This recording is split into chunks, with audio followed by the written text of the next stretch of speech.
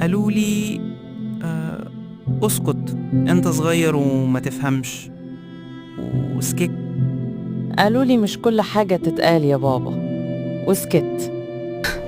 قالوا لي هتكبر وتنسى، عادي يعني، وسكت. قالوا لي عيب تزعل على حاجة زي دي، وسكت. بس أنا ما نسيتش ولا فهمت ليه لازم أسكت علشان أريح الناس، وسكت. أنا كنت محتاج حد يسمعني مش يسكتني. كنت مستني حد يقولي اتكلم، أنا سامعك.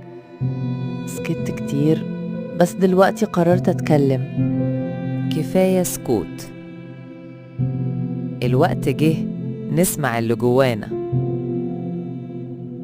لو سكت زيه، ما تسكتش دلوقتي، قول أنا كمان كنت بسكت، واعمل سبسكرايب عشان نوصل صوتنا سوا. لو انت كمان حسيت بالسكوت ده، اكتب في الكومنت أنا قررت أتكلم.